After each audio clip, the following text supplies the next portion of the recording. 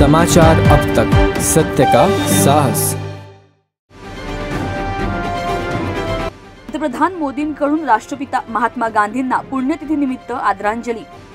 भाजप संघाने देशात द्वेष पसरवला, राहुल गांधी यांचं मोठं वक्तव्य।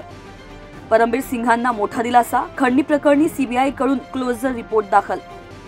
केरळ भाजप नेत्याच्या हत्या प्रकरणी 15 जणांना फाशी। पाकिस्तानचे माजी पंतप्रधान इम्रान खान यांना मोठा धक्का, 10 वर्षाची शिक्षा। किशोरी पेडणेकर, संदीप राऊतांची आज पुन्हा ईडी चौकशी। मराठा आरक्षणात 15 पाने प्रश्नावली, कुटुंबाबाबत 182 प्रश्नांचा समावेश। नाशिक लोकसभेवर काँग्रेस ठाकरे गटापाठोपाठ आता राष्ट्रवादीचाही दावा।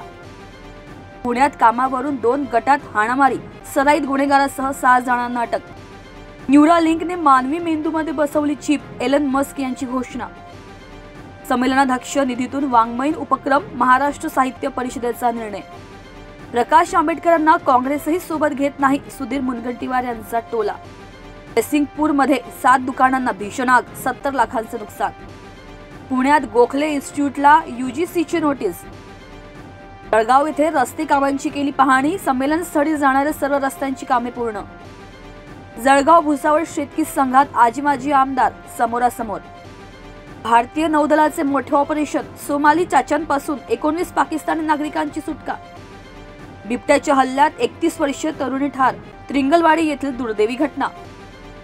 सामाजिक सलोख्यासाठी जातीनिहाय जनगणना करा, खासदार उदयनराजे यांचे आदेश। पेन्शन आणि बँकेच्या नियमात बदल, रक्कम काढण्यावर मर्यादा।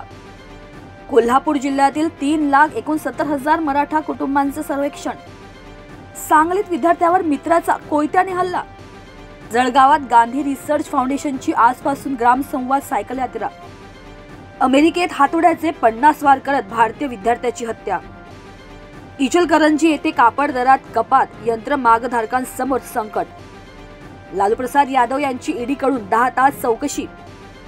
अंबाबाई तीर्थक्षेत्र विकासासाठी कठोर निर्णय घ्या, अजित पवार यांचं विधान।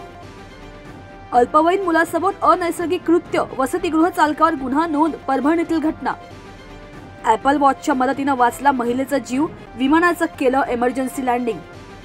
अखेर ईडीला मिळणार मुंबईत हक्काचं ऑफिस, 362 कोटींच्या प्लॉटमध्ये सुरू होणार कार्यालय। आंतरधर्मीय लग्न करणारी 8 जोडपी पोहोचली हायकोर्टात, अलाहाबाद कोर्टाने फेटाळली याचिका। मतदार नोंदणी प्रक्रिया पूर्ण, लोहारा तालुक्यात वाढले 18,824 मतदार।